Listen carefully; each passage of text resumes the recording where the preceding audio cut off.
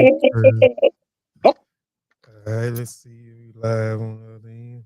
put a map. I did that. Remember that shit? Put a map. Had a Put a map. map. uh, okay. Is we live? Yep, it said we live. Okay, we'll be back in just one moment.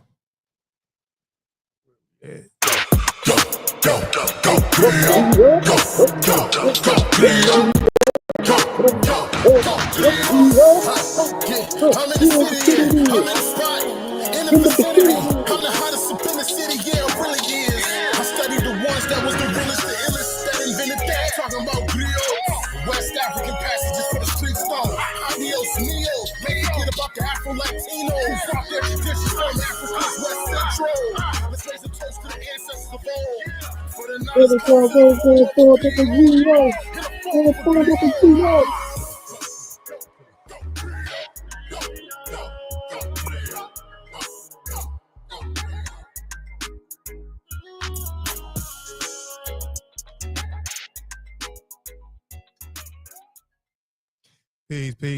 Peace. Welcome back to the Griot Podcast with another episode, season 3, episode 8, How Fast Food Became a Weapon. But let's get into the introductions. I'll let my beautiful sister introduce herself, and then we'll introduce ourselves following after her. Hey, yo, what up, good and wonderful people? My name is Dr. Ashley Wade. I am a pharmacist, owner of ADH Pharmacy Consulting. I'm an author, writer, chief executive of Vasili Magazine. Let me see what else. That bag get long, but I love everything Black community centered, Black literacy centered. And I'm so happy that you guys are tapping in for all of our podcast. But this one in particular is going to be good today. Thank you guys for tapping in and shooting it to my bros. All right. I guess I'll go next. I'm Kofi Piche, writer, author, ghostwriter, owner, entrepreneur, public speaker, founder of Vasili Magazine, podcaster, amongst other things. Yo, bringing up the real, your man Sean P from the Sean P Experience, also a co-host of the Griot Podcast, also a co-host of True Be Told Podcast, contributing writer to a Salient Magazine, continuously, by the way, uh, uh, educator, researcher, and I'm going to add journalist onto that tag today, man. We in the building, baby. Yeah. Let's go. Squad on 10 out of 10 out of 10 out of 10. Yep. So let me read this outline before we get started. I always want to run down the outline so people can know what to expect this episode. But the outline is opening segment. We always want to honor a teacher, a scholar, a writer, an author, or a revolutionary from the past or the present. That segment is followed up by our fellow griot, Sean P. or Shanathan Palador. We also have the Griot and Griots podcast segment. This is a segment, just to get people familiar with what a Griot and what a Griot is, because this is the space that, we consider ourselves as Griot and Griots. So we always want to get y'all familiar with that, which is followed up by me. We got the commercial segment where we briefly promote our books, our products, other people's products, services, and etc. Then we got the discussion segment today, which is Waging War by the Zip Code, where we'll be discussing Dr. Wesley Muhammad's report, Waging War by Zip Code. And then we have the woman segment again. I always want to reiterate this and say that this is one of my favorite segment, and that is we briefly talk about giving flowers to women who have contributed something of value to the political world, writing world, author world, business world, medical world, academia world. And that is followed up by our beautiful sister, our fellow Grioti, Dr. Ashley Wade. So there you have the rundown of what the show is going to be about today. So Let's open it up with the opening segment by our brother uh Sean P.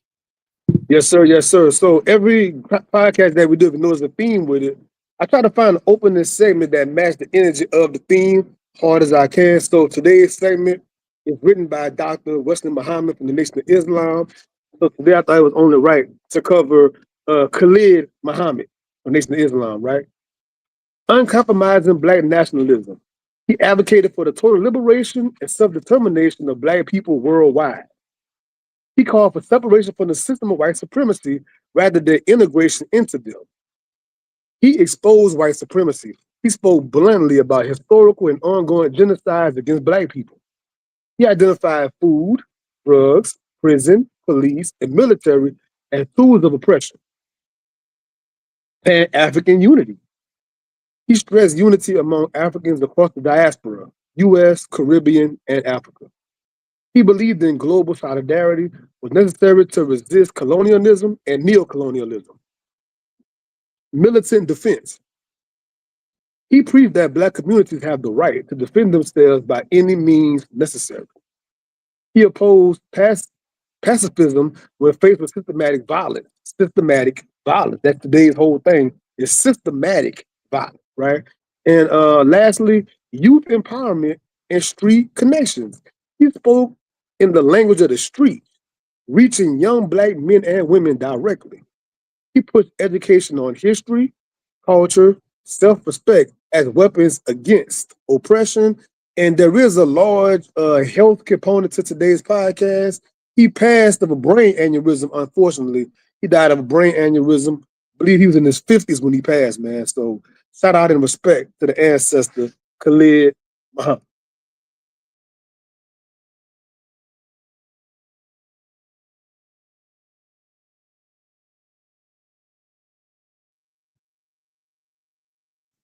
Well, My bad, I there muted you go. Okay, myself. Yeah, I was there you just go. saying peace be upon Dr. Khalid Muhammad. For those who may not know who Dr. Khalid Muhammad is, please go look him up. You know what I'm saying? Do your research on Dr. Khalid Muhammad. And guess You what? know, You can find his lectures on YouTube. yeah, Because it's yeah, not that long ago. You can find yeah. it nice and in color. It's not black and white, nothing like that. Mhm. Put them up on YouTube. You got all the lectures and everything you want.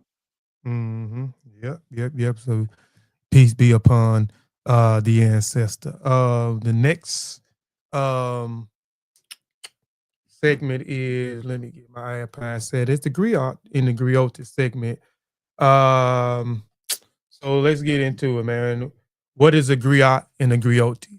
Griot and grioti is unique to West African. A griot is a jolly profession, encompasses many roles. A griot, pronounced griot or grioti, have been referred to as historians or storytellers, but there are no real words in the English language that includes all of their functions.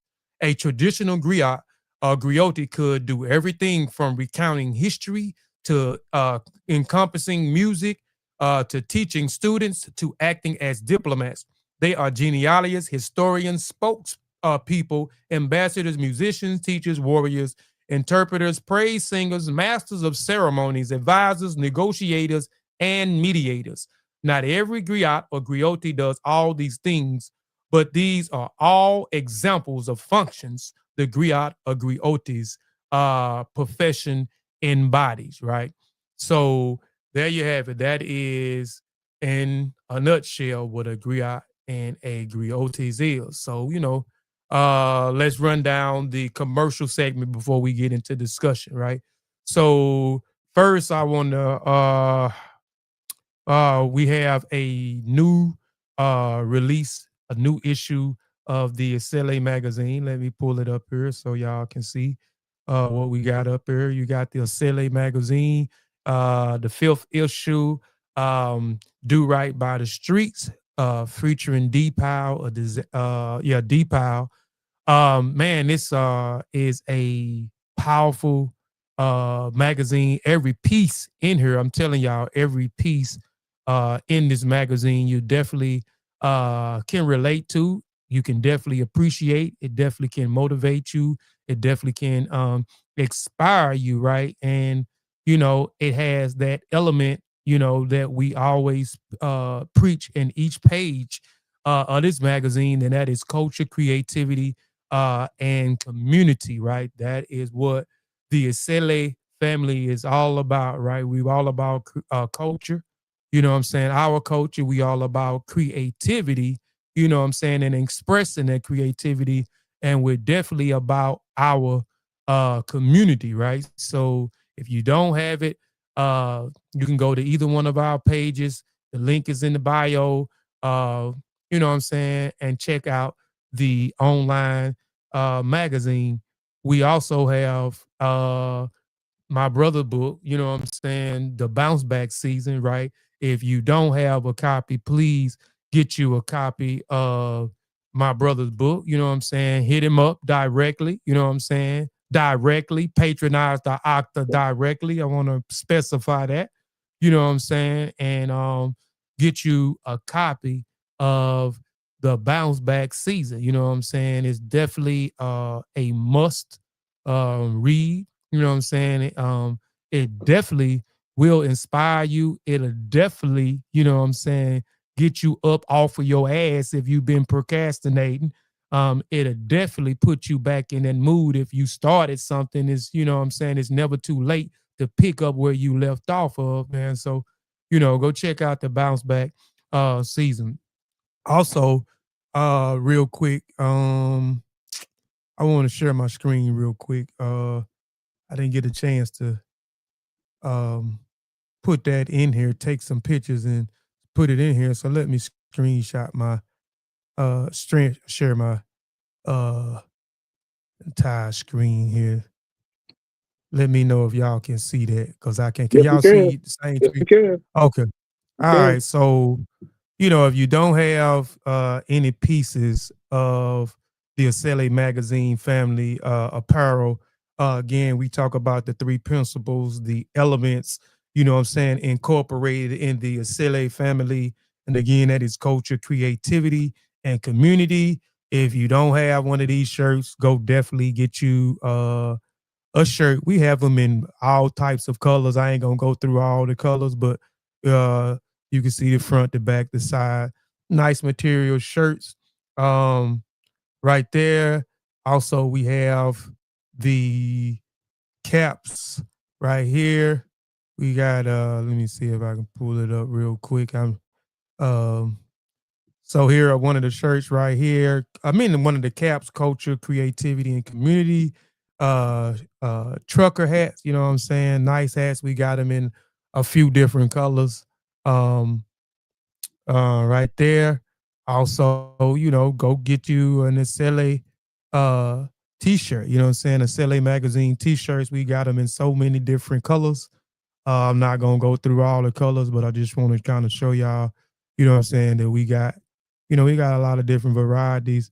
But yeah, go check out the apparel, Acele magazine apparel. We got the hats, um, jogging pants.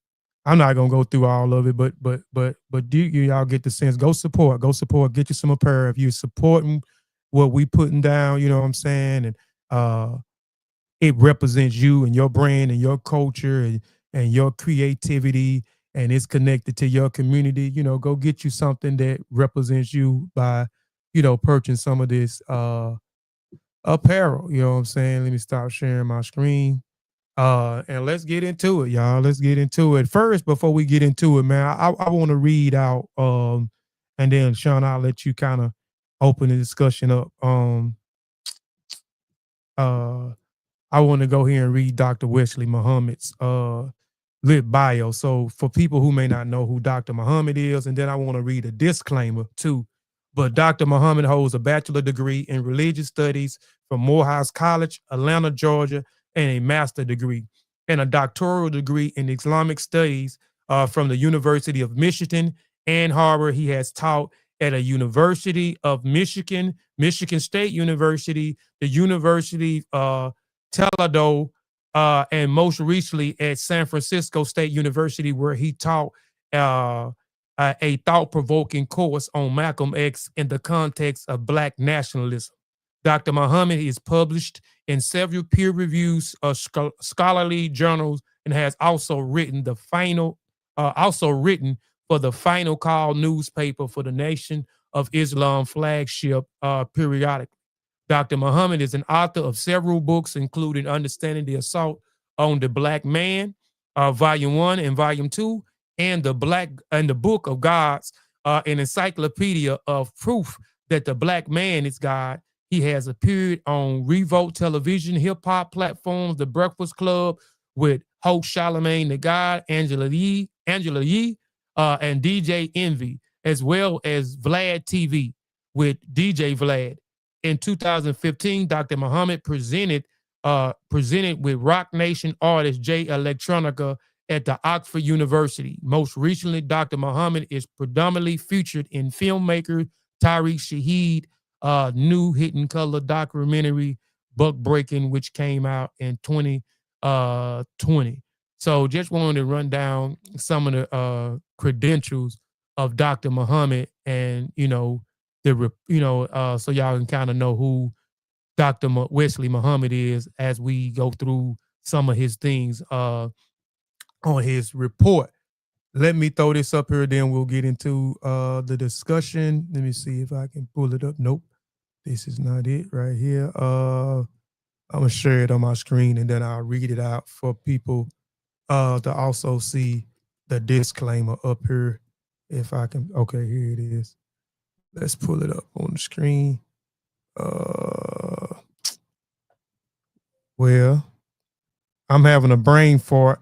Hold on, y'all. Let me get off here. I'm having a brain fart. Hold on, let me see. Well, I'm gonna just read it. I know I saw it when I saw it last night when I was going through it. Yeah, I thought I put it in here so I can pull it up on the screen so everybody can see it, but I'll just read it. This disclaimer. I want to throw a disclaimer out here.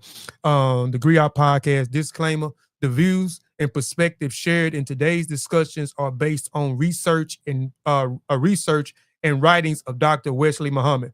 While we respect Dr. Muhammad's scholarship and acknowledge the depth of his work, the Griot Podcast does not necessarily agree with the endorsement of every statement, conclusion, or claim made in his report.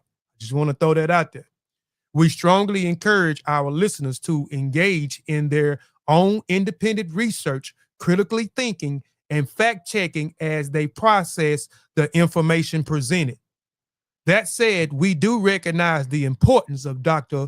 Muhammad's contribution and the highlights of critical issues, particularly the discussion of how communities of colors, often concentrated by zip codes, face targeted policies and practices that impact their health and well-being. Our missions on the Griot Podcast is to spark dialogue, share knowledge, and encourage awareness, never to dictate what you must believe. So I definitely wanted to throw that disclaimer out there before we get started, because I don't know my brother or my sister, all their perspective on the entire thing, but there's certain things in the report that I don't agree with. There's certain things in the Nation of Islam that I don't agree with, and some things I do, and I just want to encourage people to do your own research, do your own fact checking, as well as we have this dialogue today. But as we, grow through the show, but that's it, man. So let's open it up, man, for discussion, man. Sean, I'll let you open it up, man, and then we gonna rock out. Yes, sir. Yes, sir. I love that disclaimer that you gave, because one of my favorite Bruce Lee quotes, whenever he said, absorb what is useful, discard what is not, and then make something uniquely your own. You know what I'm saying? So yes, it's never about taking something wholesale. It's never about taking the hook, line, and sinker. But you pick out in there what you can take, and what's not for you, man, is just not for you. You know what I'm saying? So I love that disclaimer right there. But yes, so every month, I love saying this out loud. Every month we take turns and we present to each other, hey man, next month coming up, how y'all feel about doing this? And then sometimes the other two people might not have seen this person or this work or this concept, and it's new to all of us coming into it. We do our research and everything before game time, but I love that we all take turns, have different ideas and concepts. So this month, I tell you, there's so much going on with the government right now. There's so much happening across the nation, across the world right now. This book came out some years ago when I read this book initially, Waging War by Zip Code. But I say it's a good time to bring it to the forefront right now because this is the conversation about food being weaponized our community. But I want it to be a platform that we build off of way beyond just food. Your zip code and where you live at will impact a lot of things in your life, your children's life, and your elders' life. So I think it's a good platform, right? This report is only 66 pages, which I love. It's not 400, 500 pages. He packed a lot of power in 66 pages, right? And his report highlights how food oppression and chains of fast food restaurants oversaturate Black communities, while supermarkets offering healthy choices are scarce and inaccessible. This is a structural imbalance of oppression through poor nutrition. So I'll open up like that for the guests. This is today's topic, waging war by zip code. I'm gonna let my lovely panelists give me some of their opening thoughts about the overall project first. Yeah,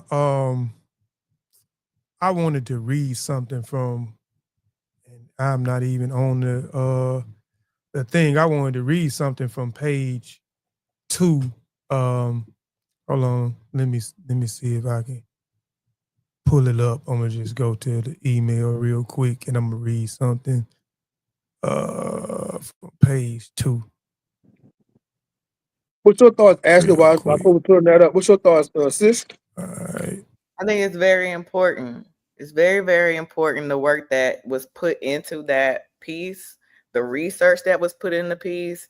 And, a lot of times in our community, we shy away from this type of learning. That's the point. We shy away from this type of learning. So we succumb to issues that are prevalent based on our zip code.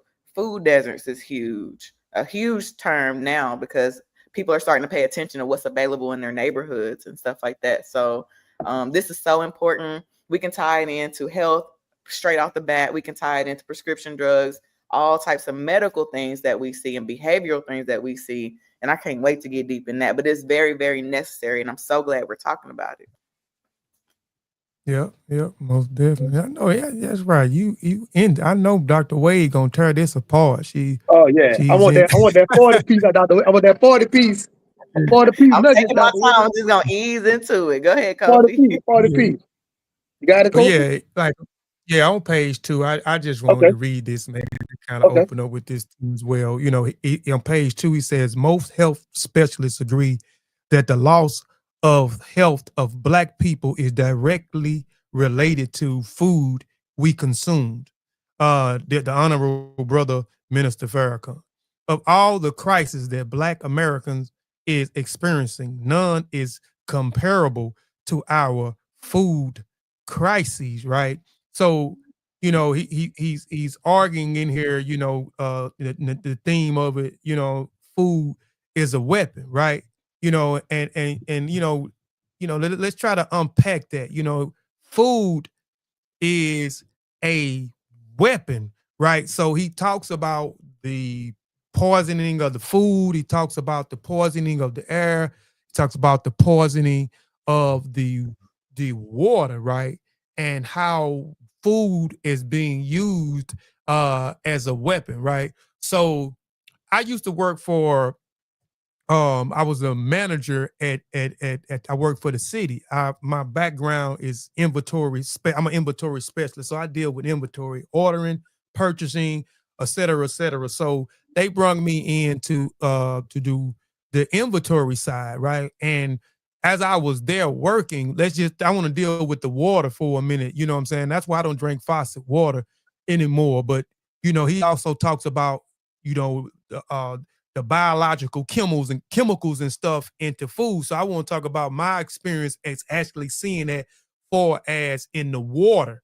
So I used to see every morning this guy go out to when I worked for the city in the back. They got this big old thing built that has water coming down.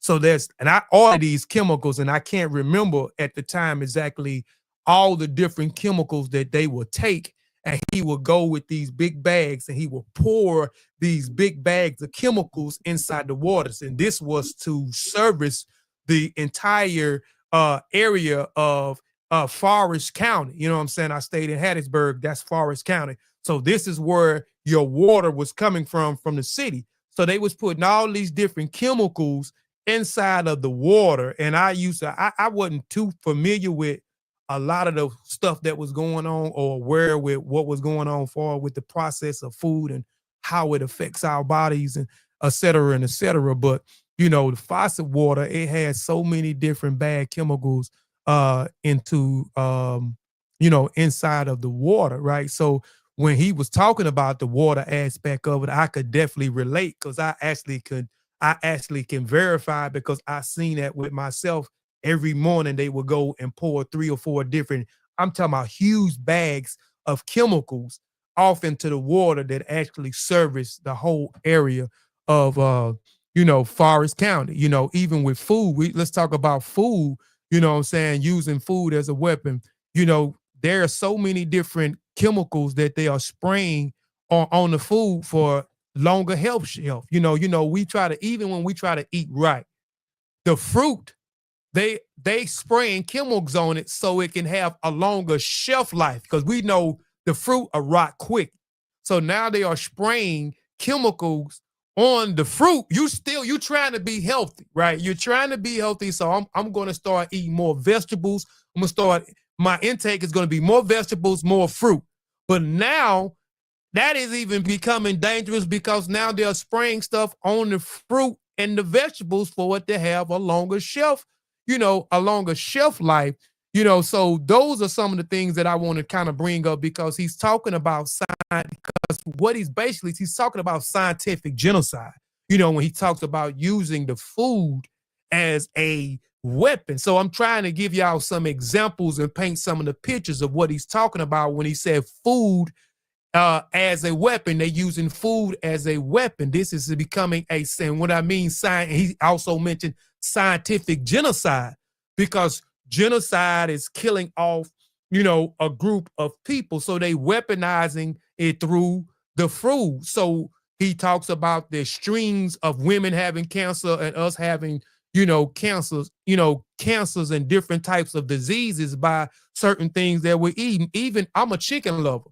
Even the chicken are now they're spraying stuff on the animals, the different pesticides and chemicals on the food that the animals are eating that we're ingesting and then injecting the chicks, and the chicks are becoming, with these different steroids. So we're taking in these amounts of steroids because the chick is now becoming a full dose of chicken in a week's time. It is an old man in a week's time. So I just wanted to throw some of those things out there. So when, because, the theme of it is the food being weaponized and it's being scientific, the word scientific genocide. And he used the word chemicals and biological and, these different warfare methods inside of the food. Go ahead, sis.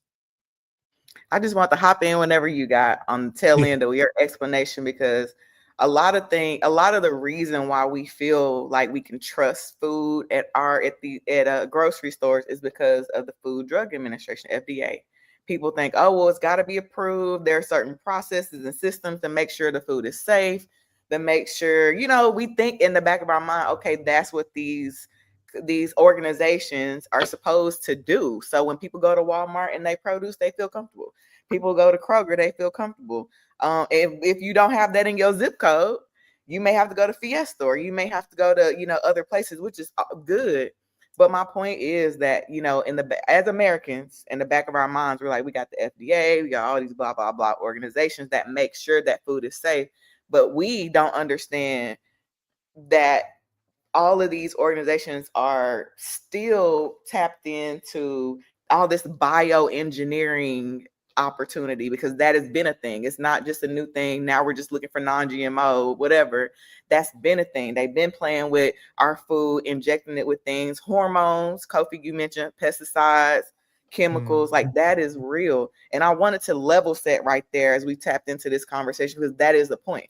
we have to not be naive and think, okay, well, I can go to whatever store that's in my zip code. We do have to be intentional about where we go. And sometimes you may have to get in your car and drive, somewhere where you can find a farmer's market, whatever, where at least you would feel more comfortable. You can talk to the owner, see where they getting the products in. Like, that's the whole thing. But I just want to like throw out that conversation that, we're not safe.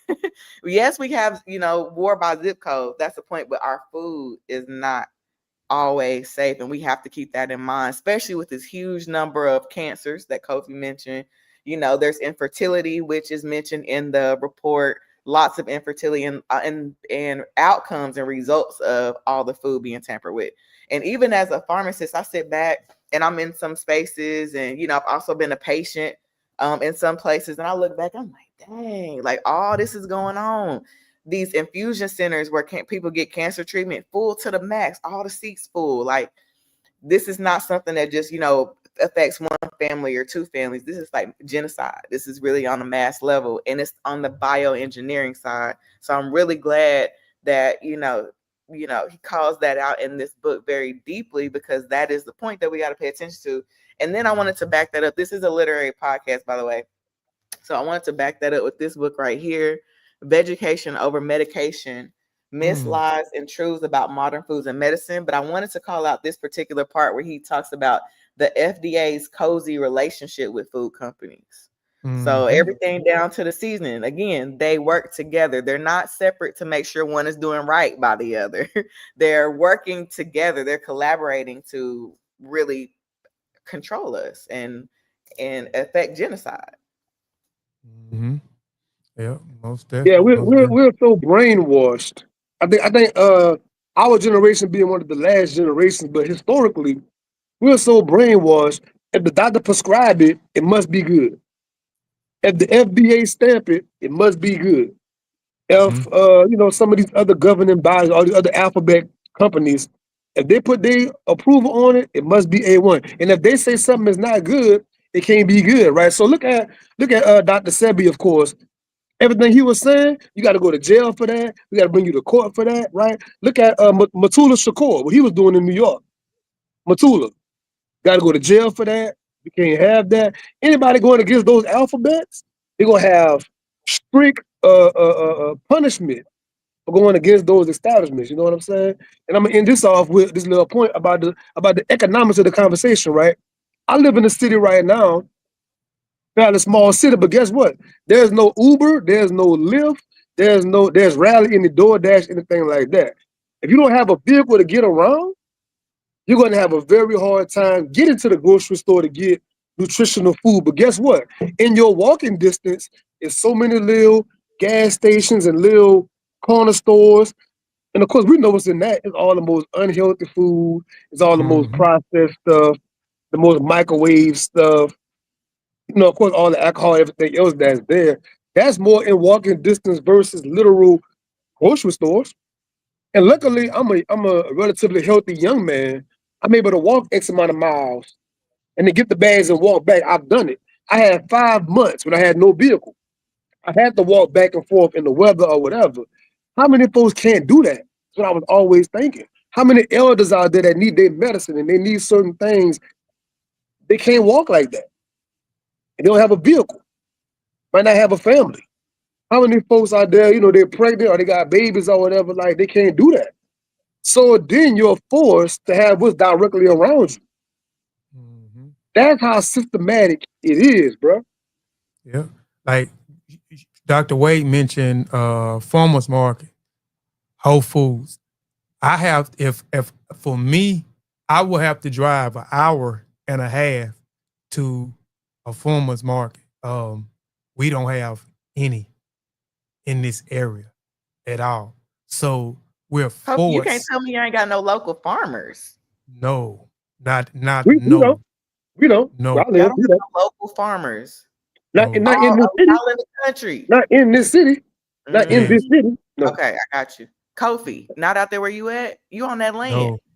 Yeah, but no. But seeing that's something that I need to start doing. Like I got a lot of land out here.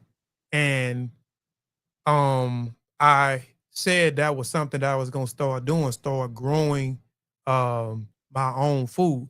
I had a when I first moved back home, and I done told this story 1,000 times about how I used to meet with a bunch of men and then it started women. But when we actually started trying to execute a lot of the things, people started having problems. And one of the programs that I was trying to implement was growing our own food and teaching people the importance of growing our own food. You know what I'm saying? Eating, you know what I'm saying? So we we know exactly what we're putting in our bodies because we're growing it ourselves. You know what I'm saying? Because a lot of people don't realize like what we're talked about, what we've been talking about, and what Dr. Wesley Muhammad, been talking about in the book, how they've been weaponizing the food. So even people, I learned this a year ago. I'll be honest with you. I learned this a year ago about the vegetables and the fruit, about them spraying certain chemicals on it to have a longer shelf life. So that is not even in that is, the vegetables and the fruit is not even healthy no more because they spraying stuff on that. You know what I'm saying? And then, soy, he talks about soy a lot, you know what I'm saying? And soy is damn near, they putting soy in damn near everything right now. Everything. You know what I'm My Everything. body saying? rejects soy. I would get Yeah. it makes me nauseous. I went on this what was it? I was in nutrition therapy with the nutritionist for a couple of months, and I tried soy. And soy, they market that. They don't tell you sometimes, they say like vegan based. You go in the frozen section, you be like, okay, let me see what I can get. Yeah, I've been If there. you can. But Yeah. that soy, my body be like, Yeah. I get nauseous. And I was like, wow, this is weird. So again, that sickness that Yeah. certain things can Yeah. cause. Yeah. I didn't mean to interrupt you, Cole, but I just wanted to throw that out there. Like No, that's you a good. whole Yeah, that Yeah. soy yeah, you piece. good. Can I Yeah. give three examples from the text? Right, they said in Yes, West sir. Oakland, a neighborhood of 30,000, mostly Black and Latino residents, there's only one lone supermarket versus dozens of liquor Mm, convenience stores. Health food is both scarce and expensive. Speak, They speak. said in St. Louis, the artist showed that the top quality supermarkets are clustered in white, higher income neighborhoods, and there Yes. are none in the Black census tract. And here in Louisiana, in New Orleans, a Black majority area, where they had 6 more fast food outlets per square mile Mm. compared to the white majority zones, comparable size, man. So we just giving different predominantly Black cities and what that outlook looks like across the map, man. yeah. Yeah, it's crazy, man. It's crazy. So we're just subject to getting, like you said, what is, surrounding us, and a lot of things, what, stuff that's surrounding us. We know that it's bad food, but like you Come said, on. some people are restricted from driving an hour and a half or 2 hours, just to go get some, go get some food, especially, and if even if you can, you know, a lot of us, you go to work and you working 8 and 10 hours and you get out work. Now you don't want to drive. Just now I gotta go make groceries. I gotta drive 2 hours or an hour and a half to make groceries and then an hour and a half to make groceries, something healthy to put in my body, and then drive home and then try to cook, eat, and then lay down and get up. So, that becomes discouraging for people also. So, man, forget it. I might as well just go, what I'm saying? And a lot of these things are strategic. Like he said, these things are strategic, what I'm saying, for a purpose, what I'm saying, for particular reason, zip code, you know what I'm saying? So, I just want to throw that out there as well. Yeah, one of my little cousins made a post on Facebook being funny a couple of days ago. He said, "Man, it's cheaper to buy chicken from Popeyes or somewhere versus buying the actual chicken. It's cheaper to Mm-hmm. buy Let's talk about it. fried, deep fried, refried chicken versus buying the actual chicken. That's Mm-hmm. crazy, bro." And you know what I think Yeah. too is interesting? I want to throw this out for consideration. Our elders, talking about generational shit, our elders lived to be like 100. Like my big mama was like 92 when she passed away. And some other people I know had their grandparents live long, like 80, and we got people passing away in their 50s from health condition, like or speaking of behavior, they're starting prescription drugs early, ADHD drugs, behavioral drugs, defiant disorder drugs in kids. And we're not realizing, okay, well, what they have for breakfast. What did they have for breakfast? Like, I'm not a parent, so there's only so much I can speak on that. But that's how like intentional and structural these deposits are. You know what I'm saying? You can go over to anybody's house right now and they probably got more Little Debbie products, snacks stacked. You see what I'm saying? And you think, and they thinking they holding it down. I got food in my house. You know what I'm saying? But a lot of our elders, they had gardens. I can remember both sets of my great grandparents, they had gardens. You know, and I know the taste of a real tomato. I mess with my niece all the time because she's like, I don't like tomatoes. I'm like, look, if you had a tomato, bro, but you know, they mess with all this stuff and you don't even know no better most times. So you guys mentioned travel. I would just, you know, I have the liberty, I live in Dallas, so I have the liberty to go to a farmer's market in DeSoto, you know, where there's fresh, and the people who work there know where it came from. They're like, oh yeah, we got these in from so and so. You see what I'm saying? But I don't know if is it worth the narrative, because you know, in my mind, I'm like, let's just reframe it. Like, you at least get to be able to drive to the hour and a half. You know what I'm saying? Because people suffer for real. Like Sean said, like if you don't have a car, that whole limiting factor right there, that's plenty. You got Fiesta, you may get a Subway, you know. And I moved from, you know, a place, you know, close to downtown where there was like a Target, the Whole Foods. People would love to walk with their Whole Foods bags. Then I moved to the South and it's like, dang, I got to drive 10 minutes to Winco. You know, it's a whole nother couple of, you know, small cities over. But we get to do it because, again, health is wealth. And when people don't have access, they suffer greatly. Health, especially diabetes, high blood pressure, all that salt. And even in this book, you know, he talks about zinc. And, you know, I'll pause right there for some feedback on that. Yeah, he definitely, he talked about zinc and them having the capability to wash the zinc out of the food, and the purpose of the zinc intake that we should have in our foods, man. So I'm still learning a little bit more about the zinc intake and the purpose of the zinc for the body. But that was definitely something new for me, and how he was explaining how they was washing away you know, damn near depleting the zinc out of the food. You know what I'm saying? I found that, you know, very interesting. Yeah. Yeah. There's probably other minerals too, because I do want to, you know, as a healthcare professional, even when you go to get your labs done, you go to the doctor, right? They want you to go to the doctor. You go, they take your blood. They don't tell you everything. So there's not a test for zinc that they would normally give you at the doctor's office. So, you know, I started playing around. I'm like, how do you know? Like looking at other things. First of all, other essential minerals. Shout out to sea moss for being an option for us that have it available, you know, for other minerals and things like that for our health.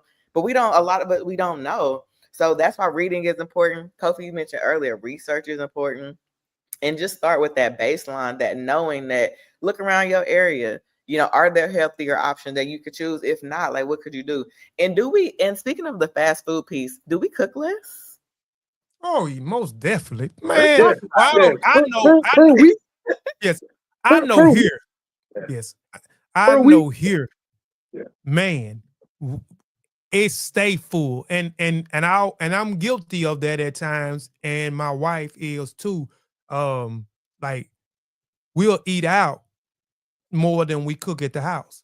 So we at the fast food spots, we at the McDonald's, we at the Wendy's, we at the Burger King, we at the Popeyes, you know what I'm saying? We at the Zaxby's, you know what I'm saying? I'm just gonna keep it funky. You know, we done a lot of that. You know, my wife may cook twice a week, you know what I'm saying? But I need to step up too, because she said I need to step up more, because before I was with her, I was cooking my own food because I live by myself.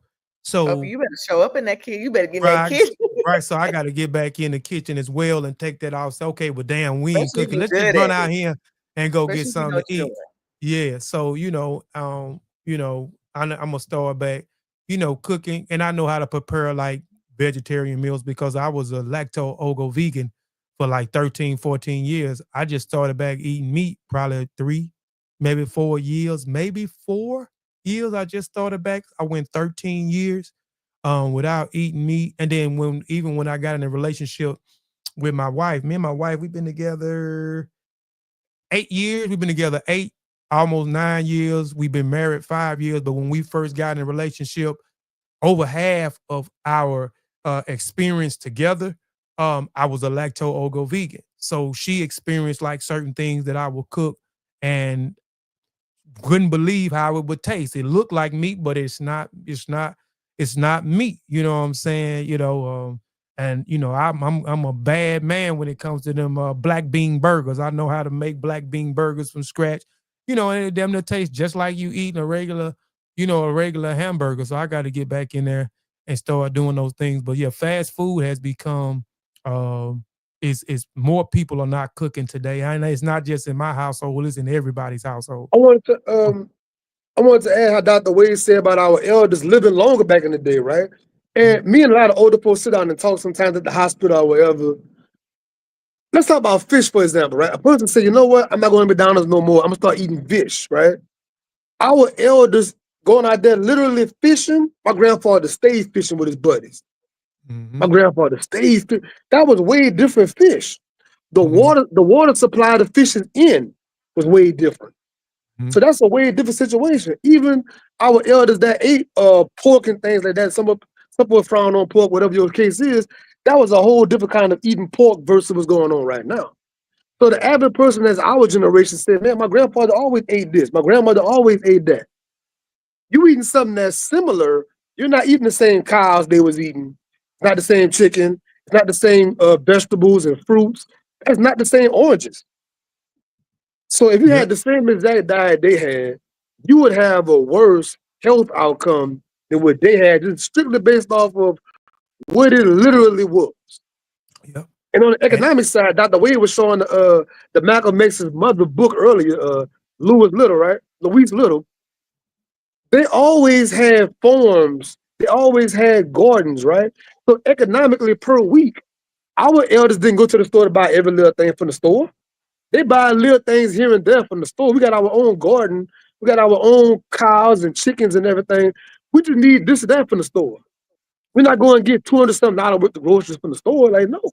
We just need this and this to go with this. I already have the greens or the okra or the whatever it is. I have that. So and that's a fact. I was, and everybody know that by now. I was raised by my grandmother and my grandfather. So maybe about 2 miles down from my place, I have some land on Rose Hill, and my grandmother and grandfather own all that land out there. They done sold a lot of the land. Like my grandfather and my grandmother was entrepreneurs. They still got, my grandfather been gone, my grandmother been gone maybe about 3 or 4 years. She still have the cleaners, the apartment complexes. She still got rental houses and stuff like that. So in Rose Hill, where I got a acre of land at, and we still got some family that stay out in Rose Hill. And matter of fact, one day I'm gonna go out there because it's 2 miles down the road. I might do it today and show you the old farm every Friday and Saturday before we went and played. Because my grandmother raised our grandkids, her grandkids. We had a farm, so we would go out on the farm. We would pick. My grandmother will make jelly from the pears and the plums that we picked from off of the trees. We would go bale hay. We would milk the cows, and they learn how to do certain things, what I'm saying, to make the milk drinkable for us. We had chickens. I'm talking about long cages of chickens where the birds would hatch eggs, so we would have eggs to scramble eggs with. So my grandmother had peas. We used to have to go, and I used to hate this. We used to have to go pick the peas and then come back and then with the big buckets and sit on my grandmother's porch and shell peas all day. You taking them out of the hub, shelling the peas. So I remember this. So my grandmother would go to the stores, like you said, for only certain things. My grandfather would take chickens from off of the farm and then bring them home. And I would watch as a little boy, he would wring their necks. And you would see or chop the chicken off. I see the chicken running around with no neck to it fall. I see him take it and put it in that bucket of water and for the fellas so he can pull the fellas out, skin it, and my grandmother go right up in there and cook it. My grandfather was a hunter and he also fished. And so he would fish, like you said, the fish tasted different. When my grandmother would fry the fish or she would bake the fish.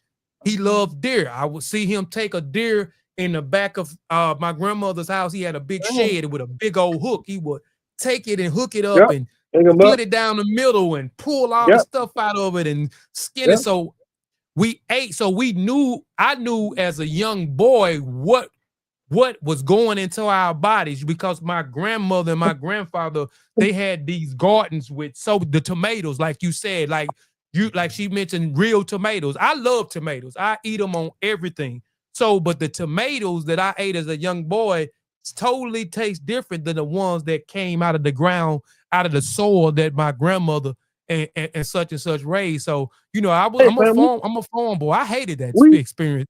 Go ahead. We're around the same ages on this podcast, and probably gets about the same age, right? You can just simply think about your school classmates. It was only certain kids that was in special ed classes. Only certain kids had autism or ADD or any of these kind. That was barely even said back in the day. It wasn't even really a used term back in the 80s and all that. So Jeffrey got autism. They wasn't saying that. Little Johnny, he got AIDS. That was a small population of the school, but now it's such a large population of the school. Think about people that had cancer back in the day. You might have only known certain people, like, man, so-and-so got cancer. Like, what? Yeah. It was almost, I don't want to be extreme for the podcast, but it was almost like the equivalent of like an HIV or some other kind of major thing where it's like, why they got cancer? But now cancer is so prevalent. It's like having a common cold. Oh, he got cancer. Yes. He got cancer. They recovering from cancer. They just in remission. It's commonplace now. Like, who don't have cancer? Exactly. And most friends in my circle that have had cancer, guess what? They are non-smokers. They don't live quote unquote dangerous lifestyles. They're not out there in the street doing whatever. But back to the point of this conversation, you say, you know what? I'm not eating McDonald's no more. I'm gonna go get a salad every day. What Kobe said about the pesticides on the vegetables and the fruits, it's just our air quality, our water quality. Dr. Wayne, we talked about it before. For the ladies, some of your facial products, some of your hair products, some of your skin products. There are so many ways to get cancer now. You can't avoid it. Yes. So all of these things condense to one conversation is what we're talking about. Like, it becomes almost impossible, dog. To be honest, it becomes almost impossible. Yep. And here's the thing, about that in the book. No, go ahead. I'm just saying he talks about all the things that you talked about in the book. In the report. Go ahead. Yeah, these are things that we have to face every day. We have to make decisions. We gotta, do those type of things. And like, luckily, again, with me being in Dallas, Pan-African Connection, I put in the chat Ubuntu People's Farm, because they have a farm now with Pan-African Connection in Fort Worth. I haven't been, but they harvest fruits, we've had some vegetables and they bring it to the store for people to, so I've had herbs. They brought some tomatoes and okra. So, they were promoting, okra water. So again, some of these remedies, which are so helpful to our bodies, it's our elders that know about it. And if we don't somehow connect, because it's so easy in this generation and beyond to be disconnected. And we have elders and elders. We talked about that. We've addressed that component.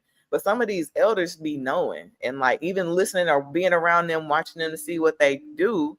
My great auntie, I'm around her all the time. She soaks her meat in vinegar, and we talk about this. We have these conversations, and even that's a play within itself. Is just talking about what's real and what's not. I was in the grocery store the other day at Winco, because there's a Winco. I have to drive to it. But it's either that or Fiesta. Fiesta is like 5 minutes. And then, so, that's the play. But one of the elders was in there. She was looking at the pepper. She was like, these peppers not even supposed to be that big. I just couldn't help but laugh and I started talking to her. She was just like, they're not supposed to be that big. And I'm looking, I said, man, I'm just glad that you said that, because we don't know. We'd be like peppers, this. But she was like, that's not even how they grow. Like, that's not even how No, they're supposed to be. by the way, I just realized something. Kofi, you realize that our kids have probably never really seen seeds inside the fruit? Mm-hmm. Like Yeah. most fruits and vegetables it was full of seeds back in the day, right? But now you can Yep. go and get it, cut it, bite it, Seedless. Yep. and probably barely Seedless. even. So it's not funny.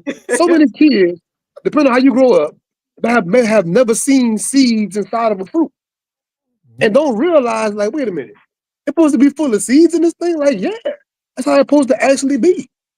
Mm-hmm. Or like Kobe mentioned, the shelf life. It ain't supposed to be sitting down forever. If it's a real actual fruit or vegetable, you got a certain amount of time before you do something with it. It Mm-hmm. can't just sit there on the counter. You gotta do something with it. And these days, But it they go, it go, it did. go. These days, it go bad so fast. It You costs can't way buy more money. strawberries. You can't buy. You better eat them strawberries that day. It, it costs Yep. way more money per container, but it don't Come on even. You know now. what I'm saying? Like it's crazy, bro. Yeah. Yeah. It definitely is, man. It But who? definitely is, And then man. this brings the conversation to this point. Especially talking about that book. Like, who's winning? And sometimes it's not with the going back to the whole point with the war by zip code. Sometimes we think, okay, well, Whole Foods got better food. I can't. I'm sure their stuff, they not getting their stuff from the farm though. I mean, you got to also look at all the commercialism of it all. Okay, yeah. Whole Foods probably work, they now work with Amazon. So ain't no telling what they got going on. So it's not even necessarily that the Whole Foods got the better, blah, blah, blah. It may look better, but health wise, we don't know. I mean, those are probably still bioengineered in some way. You look at their fruits and vegetables, every single one of them look amazing on the wall. You be like, ain't no way. Come on, Whole Foods. Really? So you got to keep that in mind too. Like, they not always winning. So it's that perspective. Like, oh, well, they got the better this. They got a Target it. They got a Walmart, whatever. But it may not always be like the best option. That farmers, local farmers, if you can, sometimes you got to find them. Who ain't T, who granny know where they getting tomatoes and where they got peach trees. Speaking of zip code, you live in concrete jungle. They want to turn everything into a shopping center.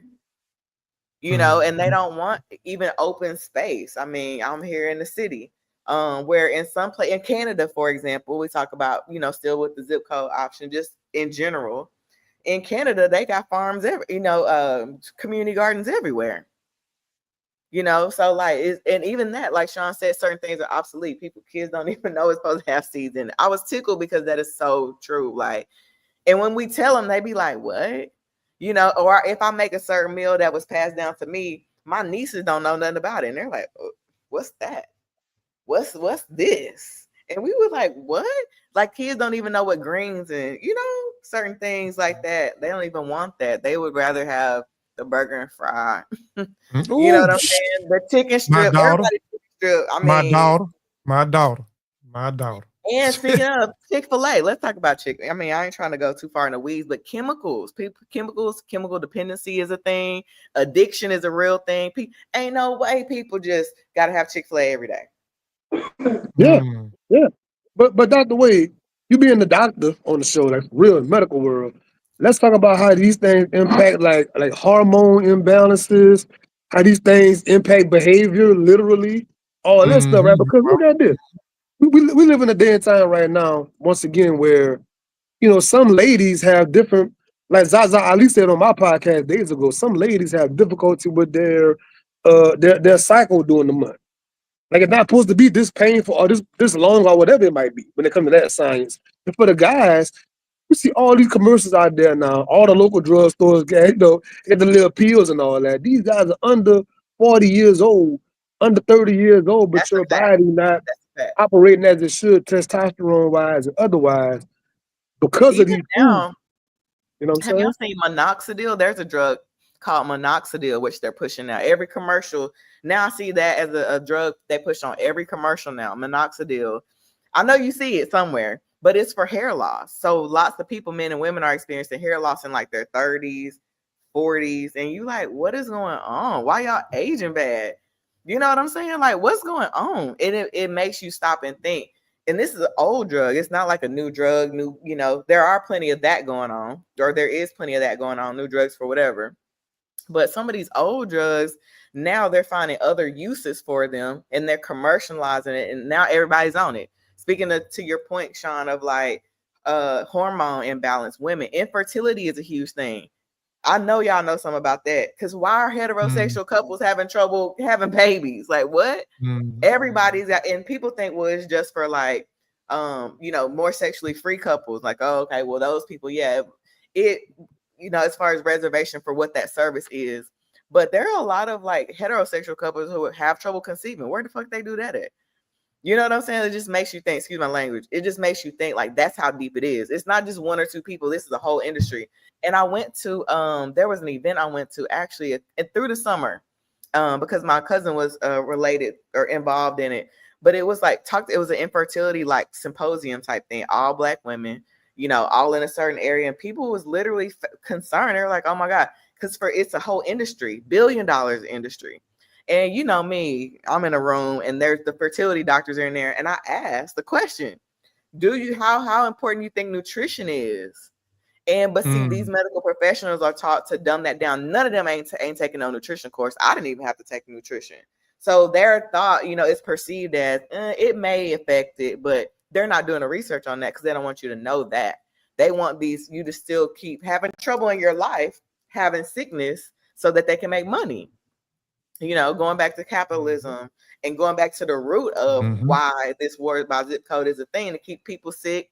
People talking about, what's his name gonna cut Medicaid?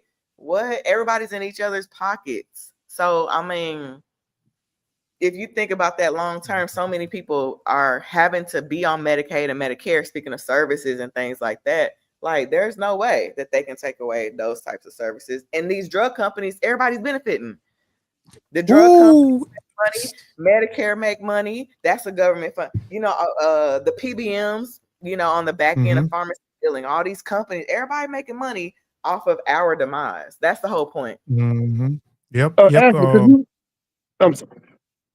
Oh no, I just wanted to go ahead, Sean. I just want to talk about this book to verify what she was actually saying. I'm interested about everybody. I wish I can get the book. I read this book, man, probably 10 years ago.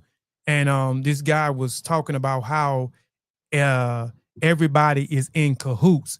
So he was demonstrating how the doctors, the medical field, the food industry are all in sync or in line, and how they're not being honest with certain people with certain information. They're not truly treating people or not truly solving the remedy. Healing. You know what I'm saying? Right. Or the remedy, because it's all tied into money. It's a full circle. So he talked about the the Food Association. He talks about he goes in detail about that. He talks about the government and CIA.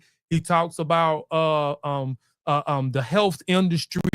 He talks about the food industry, how they are in sync. He talk about some of the meetings. He talk about the purpose of the funneling the money. When we talk about capitalism, it's all a full circle on how each individual get rich.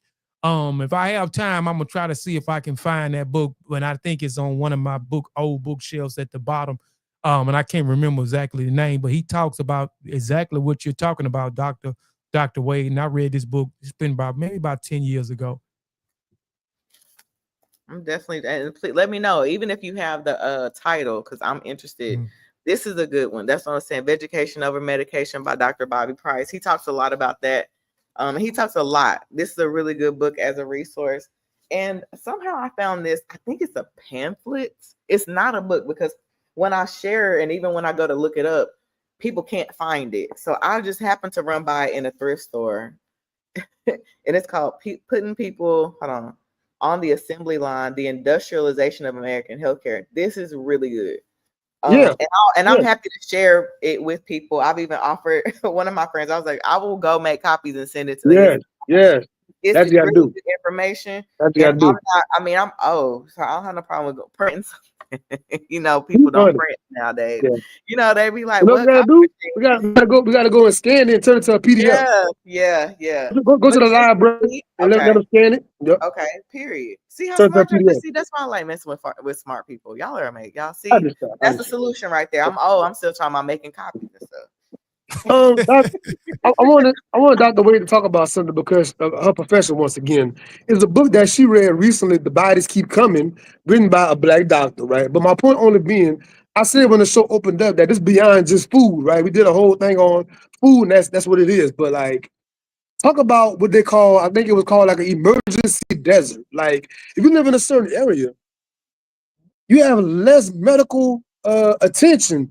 You're further from the hospitals. You're further from the paramedics. You're further from urgent care centers. You're further from whatever. So, like, if you live on the wrong side of the city, and the dude give an actual a rundown for the miles, right, Kofi? And you talking about running before the show. It's a Mhm. walkable distance. But if you live in that distance, it could be a 10-year gap in your life expectancy, bro. I'm talking Mhm. about like 5 mile distance, 7 mile distance, 10 to 12 mile distance could be a difference in 10 to 20 years on your life, depending on the Mhm. medical facilities and water supply, air supply, et cetera, et cetera. So give us more about that, Dr. Wade, please. Yeah, I appreciate that question, Sean. Like that, it's a whole play. And nowadays, these hospitals are closing down. There are pharmacies that are closing down. CVS, I think, closed so many, thousands of Yes, pharmacies, yes. and you CVS, know, yes, yes. so and not just them, other pharmacies are closing down in places, and it's like it's weird because it's like, Right Aid, another one. but what they Mhm. do behind the scenes is all they do is buy each other out. We used to have a Brookshire's. And no Brookshire, CVS on Brookshire, like all they just buy each other out, going back to the capitalization of the whole thing in the background. But they play around with healthcare like that, and it's not fair to people, who have conditions already, and they prefer to live in the country because everybody don't want to live in the city. That's just that people prefer the solitude and the peace they have in the country. They don't all the hustle and bustle, the horns, they not interested. Like tap them out. And but they also people who make that choice don't also want to have to sacrifice their health. But I mean, it's almost kind of part of what comes with territory. Maybe Kofi can speak to us on that. But for the most time, I mean, but healthcare professionals should be able to go into these towns and open up whatever, like, and they should be supported. But that goes into city planning, like zoning. Shout out to Mhm. D Town. We interviewed her zoning because you might think in my head. Sometimes I ride by somewhere and I may be like, "Ooh, it would be nice to have a grocery store right there, or it would be nice to have whatever, right, a hospital right here." And all that zoning and what can go places in these towns goes back to all that city politics, city government. How do we do it? That type of thing. But to your point, Sean, like they are few and far between, these hospitals. But I can remember, thankfully to history, in our communities that we had in the 20s, in the freedmen's towns, we had hospitals. So it's weird that it's like, okay, we can't be out here and not have a hospital. So I just want to drop that historical piece. Like we had, hospitals and things in our areas, in our communities. What's going on with like that? And I feel like it probably goes back to city government because you can't again just see, oh, there's some place. I just want to turn it into a pharmacy. Well, maybe it's not zoned for that. So you can't, But stuff like that. back to that zoning conversation, right? We know that book, man, it's slipped my mind right now. But the book is about redlining in particular, right? But I'm gonna bring it to this conversation. Whenever all these city officials and all these developers get together, it's a big old table, and they put a big old map out there, and they're circling out, crossing out. But guess what? They're looking at per median household how many rooftops. The word they use. How many rooftops in this area? Meaning, what's the income level like in these certain areas? And based on that, you know what? We'll put a Chick-fil-A over here. We'll put a Walgreens over here. We'll put a Walmart right there because the median household, it kind of equates to what we want for this certain kind of number, right? We'll put Dollar General over here and Family Dollar right there. But if the house not adding up, the number's not adding up, we're not putting certain things in these certain areas for economic reasons. See what I'm saying?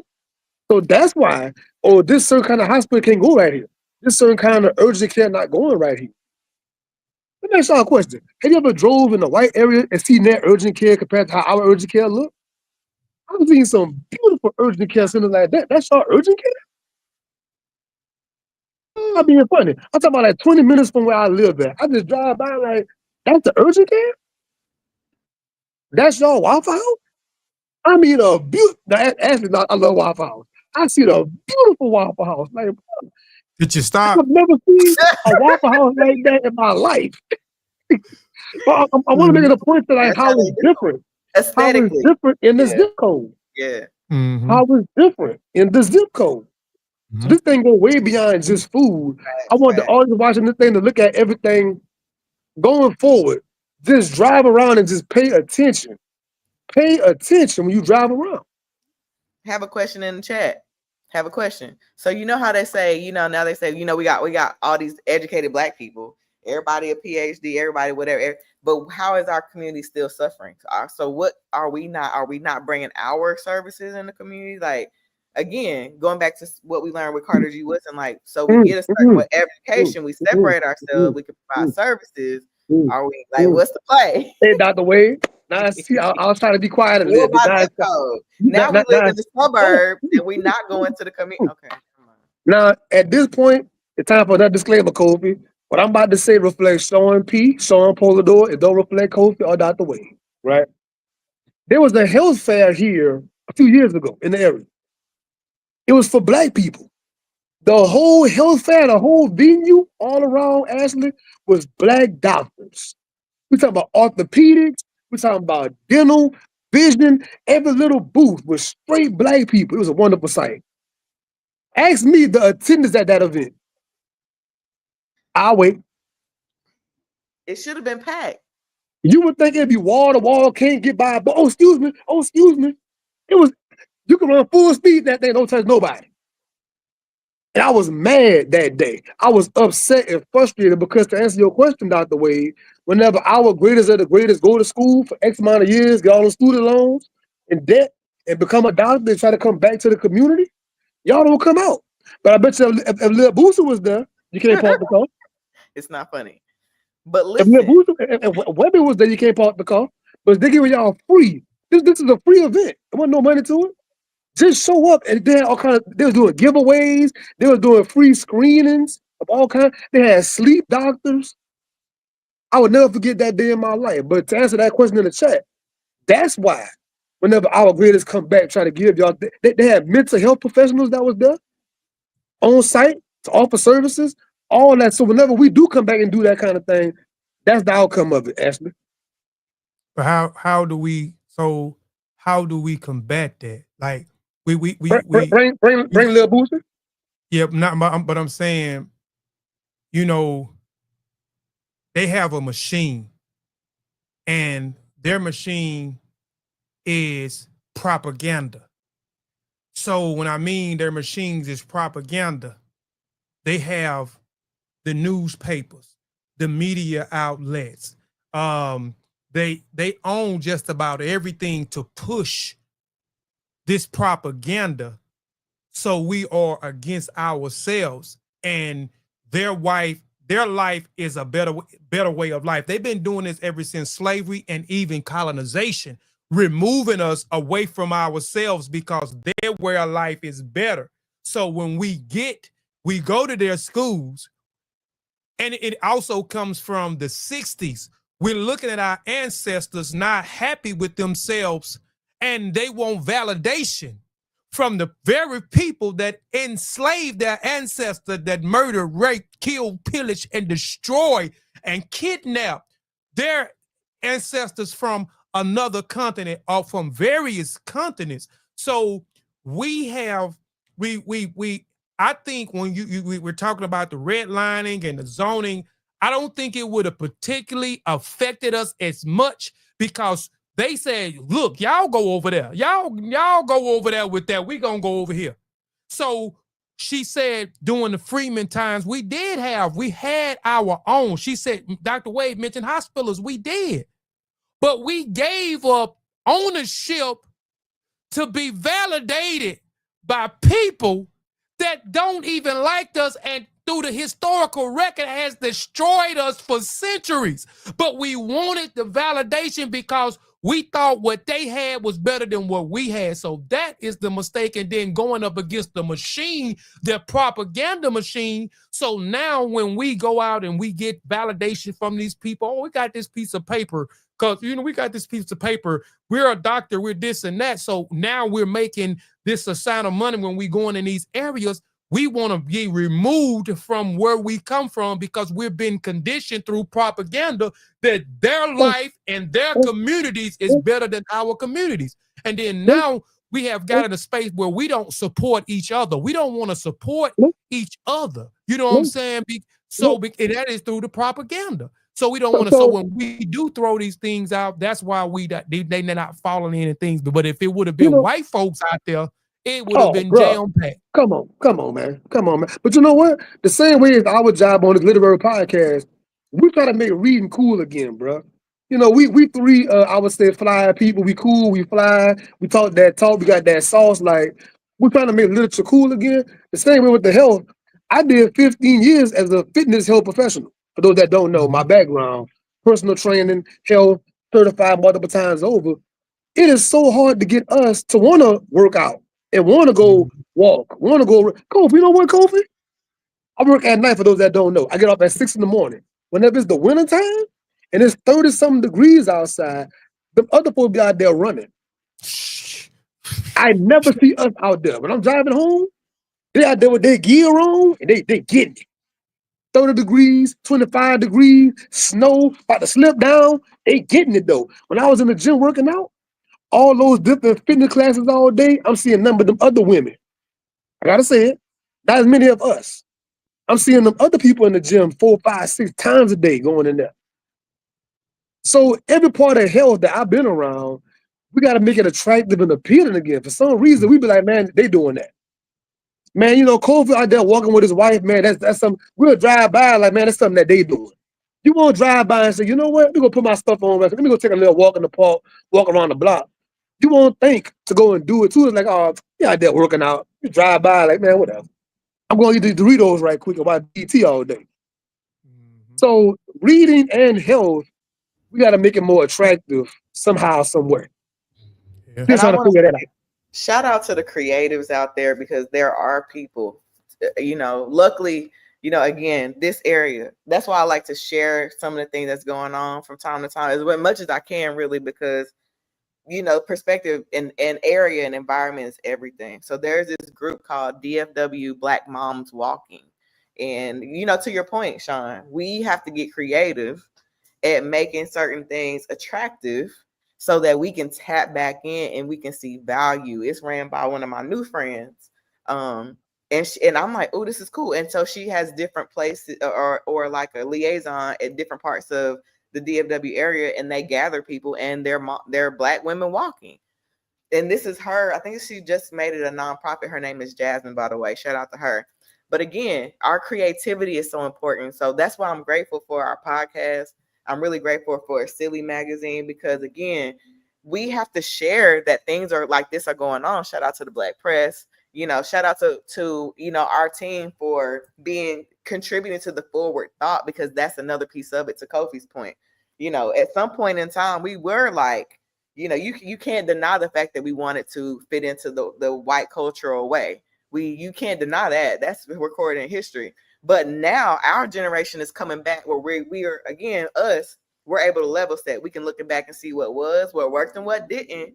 And we can help shape the minds because we have the capacity of the people that are coming behind us, because sometimes it looks kind of bleak. They don't want to read, they don't want to tap in. They don't want to come to the events. But sometimes we, as healthcare professionals, I'm going to speak on this, we have to start going into the communities where people go. We can't just be like, okay, we're going to set up this whole health event because only health conscious people going to tap in, to Sean's point. If you're not health conscious, you're not going to be there. Shout out to the Sunny South Dallas Food Park. D. Powell runs that. And it's a good place for me. I didn't start out bringing the medical side. I started out bringing my books and things, selling my books. And then I just saw that as an opportunity to bring in the medical side. And it don't be a long line, but people do come over. They are curious. Sometimes they want to ask their questions. Sometimes they want to share. But sometimes, and this is what I'm calling out the healthcare people, like we can't just sit out to the side and be like, come to my office. or we just gonna have this whole health event. Because even just like book events, you don't expect non-bookish people to tap in because that's not the market. So sometimes we have to get creative on how we insert ourselves in these places. So, oh, you came here to buy candles? Cool. Did you know there was a pharmacist and, you know, whatever, books and whatever? No. So there's an opportunity. And those of us who can and have the capacity, it's a charge on us. We got to get outside. We got to be able to talk to people about health. We got to be able to talk to people about literacy if we have books. You know what I'm saying? Like, we're so important. Our weirdo razzle in this bookish community, literary community, we are needed. You know, our stories, our storytelling, all that's needed. All that Kofi listed under the Griots, all those things. If you find yourself in any of those positions, mediator, you are needed. Come up to the front. You know, let's talk about it. Let's get our services and goods out there. On the zip code conversation, now we're going to the actual war, right? This is waging war by zip code for those that's joining the podcast kind of late. We're talking about for the past hour or so all these indirect forms of war, right? But let's talk about literal warfare. What's going on with the zip codes in real life the past few weeks? The president, he is sending troops to different black cities. Talking about the DCs of the world. Talking about coming up Chicago of the world. Talking about possible Oakland, here in Louisiana, New Orleans, right? These different black places are incredibly black places. Talk about sending armed troops to these places. So where you literally live at is literally life or death right now. Not even just something that we're saying and it's a cool little euphemism. We're talking about real life. You got armed trucks going to all these cities and thousands of National Guard. So zip code is even more prevalent. And look at this. I'm going to say it right now. We just had a school shooting in Minnesota like a week or so ago, right? They sending troops over there. When there are other school shootings in these other predominantly other places, they're not sending troops over there. But they swear to God that we're so violent, our behavior is so out of control, our local law enforcement can't even handle it, our local mayors and stuff, they can't even handle it. We gotta send in the troops. And what your zip code is even that much more important than it was before. Mm-hmm. Yep. I'm waiting on it, Kofi. Speak on that. I mean, he's telling he's definitely telling the truth. I mean, he's definitely. I'm not too familiar with the shooting, but it's definitely. I mean, we kind of spoke about this. You know what I'm saying?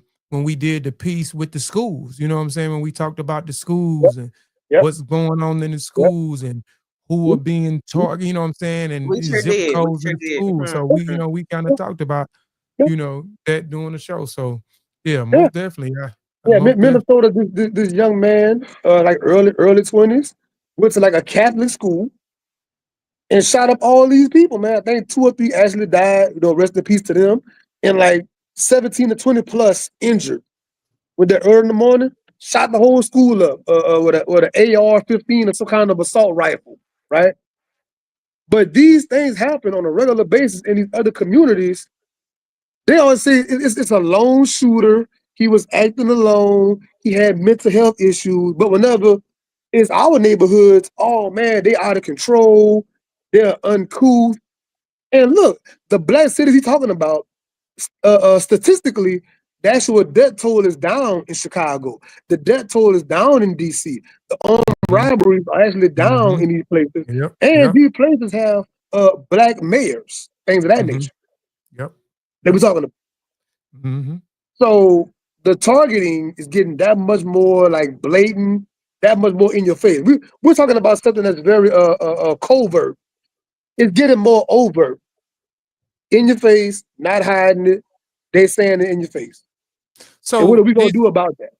So this shooting that happened, was this a black person that went into the school, or was this a white person? Kobe? It was a white person. But, right. Because I'm saying, how many stories have you heard of a black person? Okay. Yeah. You're right. Okay. You're right. And just like you said, how many times since you've been existing have you heard of white people going in and shooting up schools? There's been tons, right? Since Columbine, I was in junior high. Columbine, the Columbine shooting. Yeah. Yeah. So have the National Guard went into those areas and into those white neighborhoods to control. See, and I'm just throwing it out there again, just Take over. validating what you're saying when we're talking about the zip codes. I'm surprised he didn't leave alive. Whenever it happened, I'm surprised he didn't get apprehended and arrested and sent to Burger King. Right, and got him Like the some, got him homeboy, some the dinner. homeboy in South Carolina shot the church up. Yeah, shot the church up. Yeah, stopped him and got him something to eat, and then took him to church. Yeah, Then took him to jail. Get threw a Whopper with cheese on that. And was resistant and ugly with him, but they didn't gun him down. I seen an incident where something happened, man. A white guy had a gun pulled out on the police after he did these things about the shooting and killing people, and had a gun out on him, and they still was trying to talk him down and talk to him polite. It'd have been one of us, they'd have gunned him straight down. And Dr. Wade knows from that same book I was talking about, the bodies keep coming. I'm saying it once again. A major point in that book was about in Dallas, Texas. It was a black man, but he was an ex-military guy. He was, doing some mass shootings. What it was. It was the first time in U.S. history, Kofi, they used an actual robot to blow that man up. What's his name? Yep. What's his name? Say his name. I remember that. I remember that. His name is like Michael. Yes, Michael Johnson. I'm pretty sure it's Michael Johnson. But did they do a movie on that? I don't know about that part. I don't know. Yeah. It was I don't want to lie. Some other shootings that were going on because it was a protest that was happening. Philando Castile and all time Sterling. Yeah, right. They didn't do a movie on that, but yeah, I remember that. But no, they didn't do a movie on that. A robot, actual robot that sent up there. Yeah.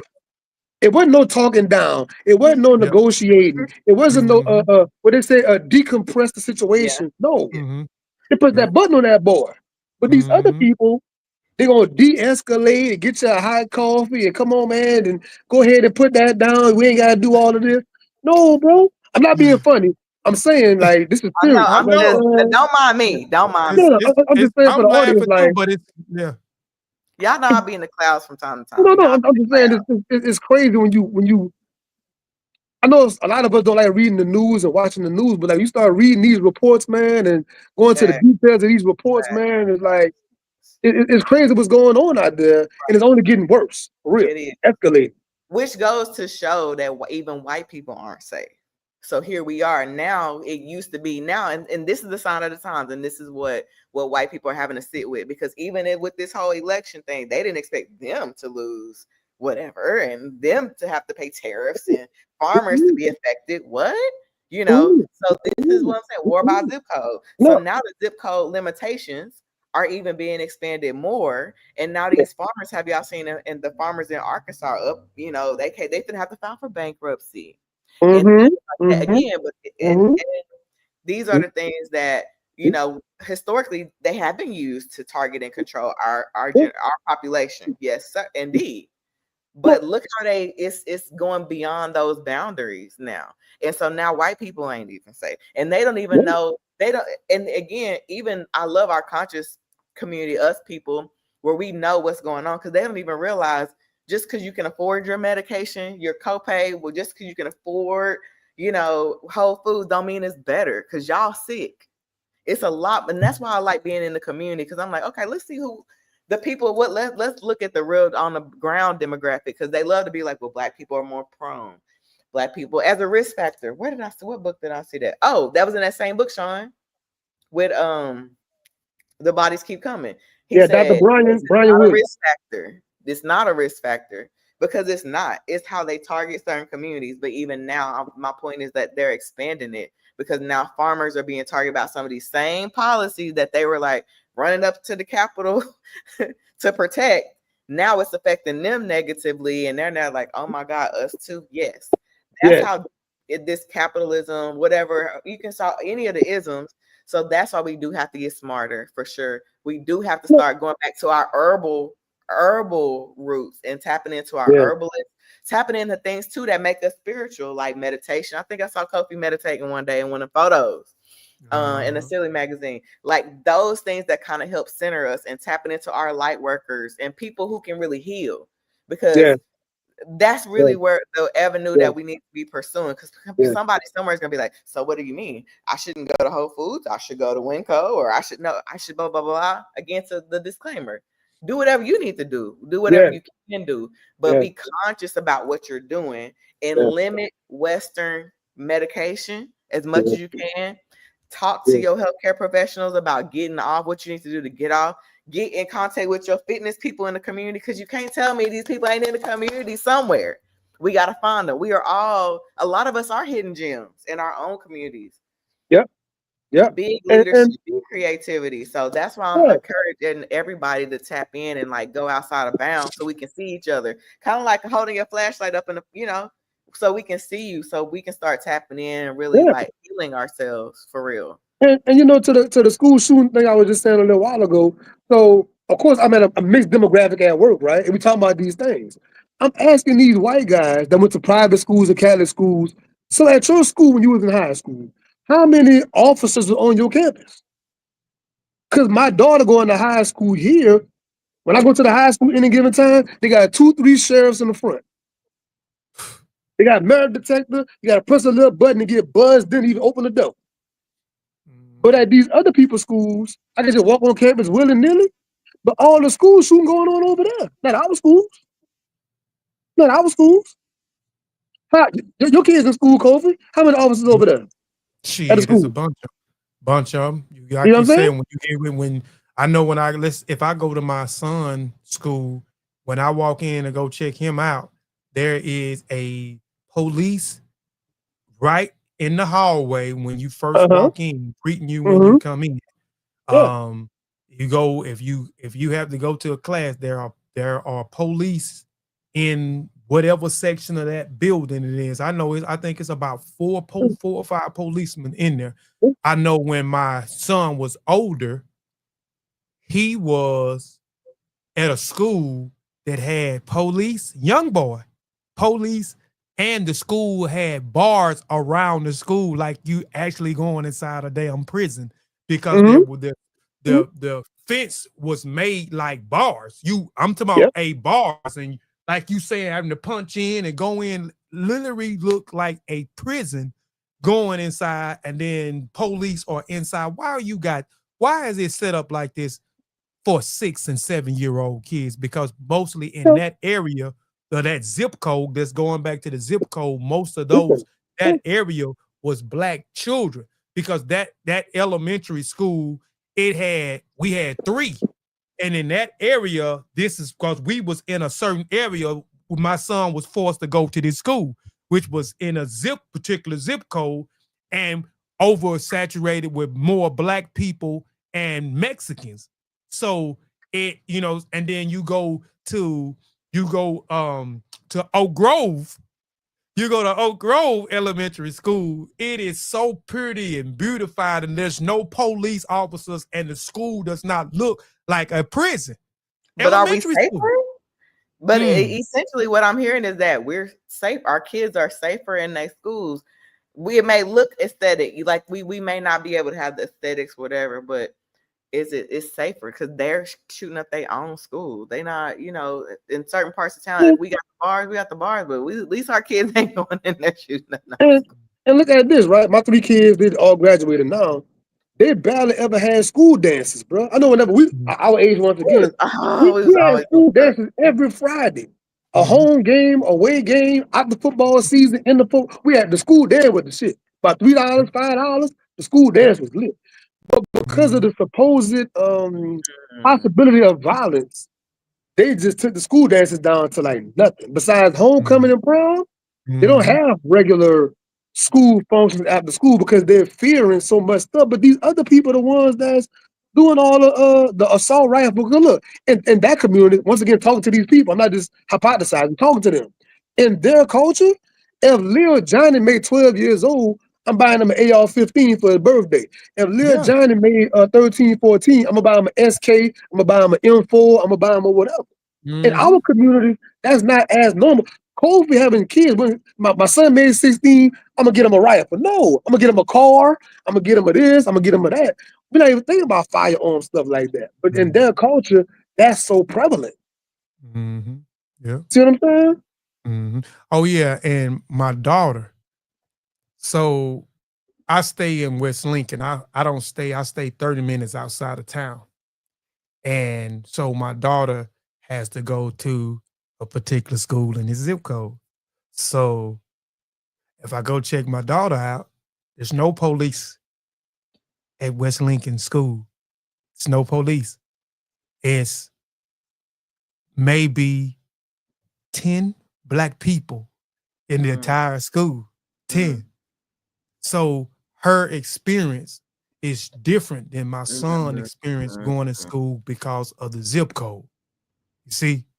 So when you go in there, it's just is walk in like you said, you could just walk in there. You just walk, you Let could me just let me walk pose in. y'all a complex question. We talked about integration a little while ago. Kofi talked about integration a little while ago. Do y'all think it's to our benefit to move to a different zip code, to live inside of a different zip code, have your children in a different zip code? What do y'all think about that possibility? Just throwing it around hypothetically. There's a benefit to live in the other zip code I for would your want, safety, your health, your family health, your children's health, your longevity, life expectancy. yeah, but for me, I'm just speaking for me. I would rather have my daughter in the same zip code my son is in. And the reason why is they don't understand us. My daughter been going to school out here for 5 years. She's been having a hard time the entire time. They don't understand her. She wears certain things. They calling me and her mama to come get her. They saying such and such about her. Her hair. My daughter wear natural hair, certain, style she wear with a natural hair. They don't understand that. She say something, she's acting out. So she's been treated differently from other people, even though she's in a better area. She goes to a better school, but she can't learn under the conditions because they don't understand her. So they always calling us with dumb shit, excuse my French, about my daughter and not understanding her and her cultural background, or how she move, or how she talk. It's so for Hey, me. Kofi, she's the author, correct? Yeah, For the family, she's an and author. she's in the Young and Gifted. She's for people that don't know, in the Young and Gifted, the last 2 issues, that the little girl Asia, the 13-year-old girl, that's my daughter who's writing. You know what I'm saying? She has a column in the Silly magazine. Come Right? on, man. Yeah. So why y'all playing? So I just for me, I can't speak for nobody else, but I'd rather have her in a zip code where people understand her. Is it Kofi. going to be a little bit difficult for her? Is it going to be a little bit more challenging for her? Yes, you know what I'm saying, because of the environment, but it also goes back, like we're talking about the mindset. But Yes, going back to the sir. food, they Bring it say home, we are Kofi. what we eat, right? Come on, Didn't Kofi. he talk about the things that they putting inside the food when he talk about the CIA and the mind control and the things, and how what we're eating is manipulating our minds, you know what I'm saying? Turning us into savages and certain and cloudy judgments and certain things. So, but You know, I you rather know, you know why I posed that question, Kofi? Mhm. Because in our community, we have a habit. Let's say a person has the economic ability to go live in a better place, right? I know a certain guy, no need for names. Anybody watching the podcast, no need for names, right? But he's an actual millionaire, younger than us, right? He live in a gated community with the little cross guard, man. You got to actually put a little code in and get the roundabout and all that stuff. He live in places like that. People in the community are talking behind his back, like, why he live over there? They call him a sellout. They call him a coon. Why he go to that country club to go work out, to the gym? Why he going to that certain place on a Friday for a little drink or something in the evening? Why his kids going to this certain school? We'll talk behind that man back, even though he is one of us, but he has the ability to live in a different zip code. That's something that we do. You see what I'm saying? That's why I posed that question, because it's a trick question. Yeah. I'm gonna jump in on the tail end of that, because I think it's important for us to understand, like Kofi said earlier, the propaganda of us against us. You know, like even now I live in South Dallas. I chose to live in South Dallas and I have an opportunity to do so. But the point is, like, the things that I like to do are over here on this side of town. Imagine that's what you have to, you sacrifice. If that's where you want to live in a suburb because you're a millionaire, so be it. But you're gonna have to drive 2 hours to get, you know, to the south where the culture is, if that's where you want to go. And sometimes, and I think that's part of our programming, is that we've gotten away from like our cultural, like it's better to be around, again, like to Kobe's point, people who may understand you. The quality of your education may be different subjectively, but again, Subjectively. based on what, you know, based on what, Mhm. and what matters more. You go to the grocery store where you're gonna be treated like a person, or you want to go where they already looking at you like she finna come up here. You know what I'm saying? All that Uh, prejudgment. Once somebody did something so sweet for me, and it was hard for me to accept when I went to a grocery store on this side of town. They Mhm. have this, you know, where you can buy things in bulk, like Frosted Flakes, whatever. Instead of like buying them in Mhm. box, you can just go, you Mhm. know, buy it in bulk. It's pretty dope. But you're supposed to Yeah. label it, and I forgot to label it. Get to the register, whatever. I'm knowing I'm good, whatever, and I forgot to label it. And the person went all the way to, and I was like, no, you ain't got it. It was a line. I was like, oh no. But that person was like, I'm gonna go. Don't worry about it. You know, you got it. You want it. I'm about to go. Blah blah blah blah. It was nice. It was a nice gesture. But I guarantee you, had I been in Target or, you know, Walmart or whatever, who going back? Who, I can't. Okay, you don't want it. I'm not going back there. I'm gonna have to call somebody. Like, it's that inconvenience piece. But because it was my people, I didn't feel it. I was able to, hey, my bad. You know, he doing something for me, and it was chill. It wasn't nobody breathing down my back. You know how we get in some of these stores, people be like, huh, huh. But again, being around our people, we just like, okay, well, she's, you know, whatever, and we handle each other differently. Most times, I mean, these are theoretical, these are subjective, but based on our research and our experiences, like you said, Kofi, you rather be your daughter be somewhere understood, whether, you know, versus she maybe have a whole new library, but she can't be seen for who she is. She's targeted, discriminated against, and judged and all that, and she's just a dope ass black girl, and that's some shit that they'll never they're still trying to understand it. Going back to medical apartheid, war by zip code, they've always tried to Mhm. understand what makes us quote unquote different. They've never been able to put a finger on it. They want to study us, but they also want to manipulate us. And us being able to fight against that manipulation is the best we can do. On the food, on the education side, on so many levels. Like, that's the best we can do on that decolonization piece. Is key, because what they say, when you know better, you do better. Mhm. Yeah. But You know, the listen. movie. I had the movie section of Australia magazine, and It's the 4:44 movie. on the clock in Central Mm. Standard. You know, I just like the spiritual piece. So I just want Yeah, to yeah, yeah. The four is up, clock right? it. Go ahead. So My bad. I'm in the movie and the film part of the magazine. That's my responsibility. And the movie, they clone Tyrone, man, is key Hmm.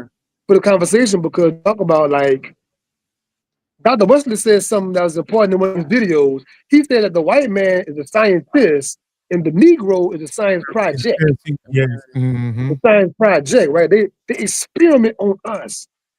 The project buildings is a literal project. Mhm. These different housing situations, but they had a whole book called High Rises on the Cabrini Green project in Chicago. Well, I didn't get it. The movie Candyman, the recent one, is based on that whole story. Back to Redline and whatnot. They put us in these living conditions, stacked on top of each other. You got somebody live above you, on the side of you, under you, you all on top of each other. What does that do to a person? Let's find out. Yeah. And we're gonna put them all over here, right? Yep. And then, Yep. like I said, back to the gas stations and back to the liquor stores, the influx of Chinese restaurants. Man, Yep. driving, see, this is a real thing for the past decade. For an adventure, I sometimes would get my family in the car, we go drive on that side of town. We just look around. How many Chinese stores do you count over here? How many other stores do you count over here? It's way different. But Mm. Mhm. we gotta open our eyes and look at what's happening. Right. Good call. To the, Good Mhm. call. to the music, to the environment. Zaza said something important. I heard it more than one time this past week, right? In a certain radius, people are listening to the same music predominantly. eating some of the same foods, have some of the same ideologies, going to the same schools, going to the same churches. Y'all are just in the radius of the same kind of stinking thinking, right? You got to expand outside of that box, man, and open yourself up. Is the point to the podcast to me every episode to get outside that little radius, that diameter, man, and open up. You know what I'm saying? That's deep, Yeah. deep, deep. And that there's a book talks about redlining. It talks about the purpose of the projects, why The the color of projects. law. The Yeah, color but of law. that's it's another book as well. It's called How White Folks Got Rich. There's a volume Yeah, 1 and there's a yeah. volume 2.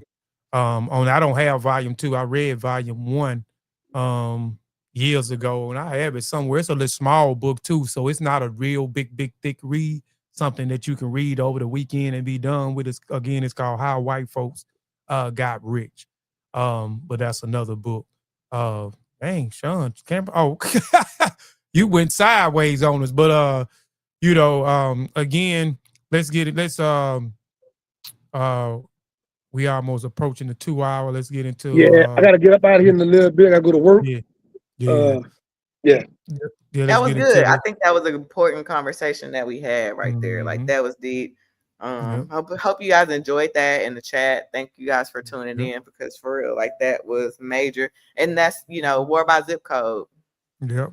That's You what can it's just Google it and it'll pop up Dr. Wesley Muhammad. You can go on his page. It's a free download. You Here's can a download. download.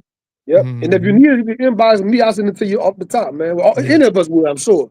Hit us up. Yep. If you can't go and find it online, hit us up. Send it right on to you ASAP, man. Yes, sir. So let's get into that woman segment, my favorite segment of the podcast.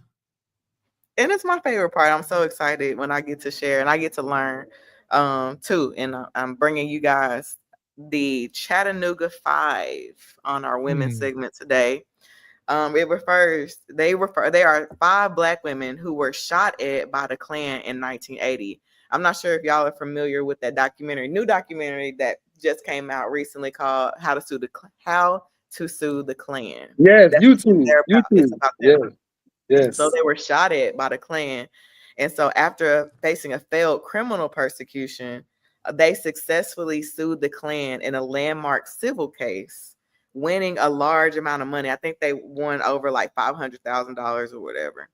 But apparently what they say is it significantly reduced the hate group activity in that area. This was in the 1980s.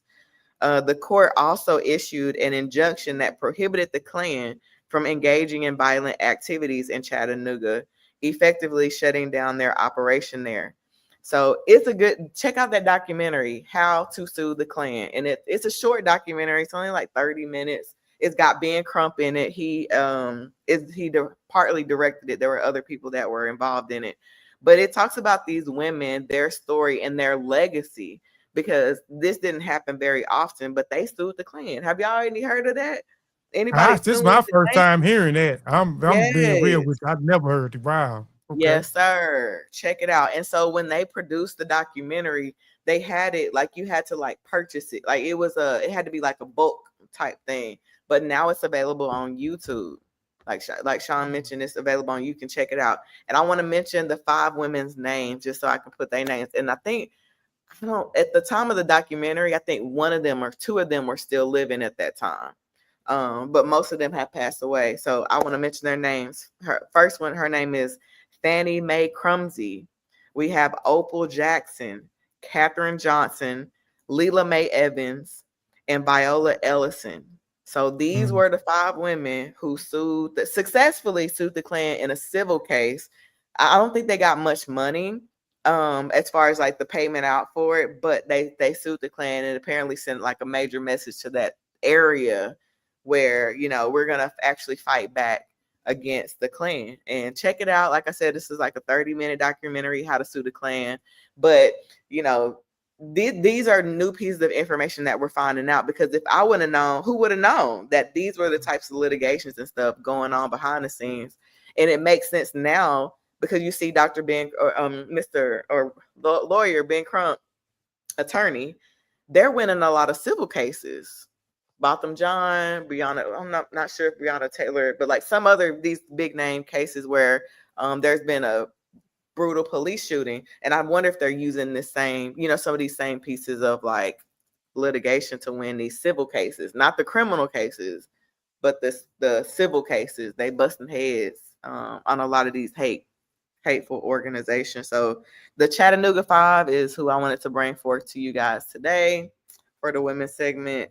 And check out that documentary, How to Sue the Klan. All right, I'm definitely gonna check it out.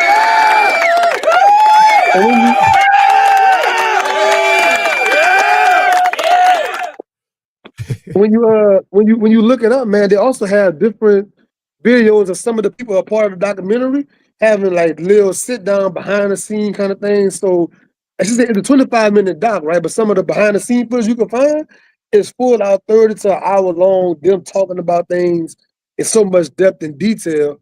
All that's on YouTube as well. Yeah, I'm gonna check it out today. I'm gonna check it out today.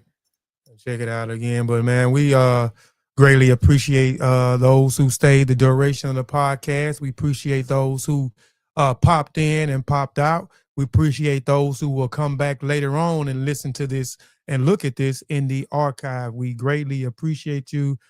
This was another great episode, in my opinion. You know what I'm saying? We always have great discussions, in my opinion. And there you have it. We'll be back soon for episode 9 of season 3. We finna be on episode 9, y'all, of season Man, that's crazy. 3. That's crazy. Yes. Yes. Cobra, do you recall season 1, episode 1? That's crazy, bro. Yes. That's crazy. Yes. Shout out to the Silly Magazine. I just want to, lastly throw that on in there. Make sure you get tapped into that. Great writers, great stories.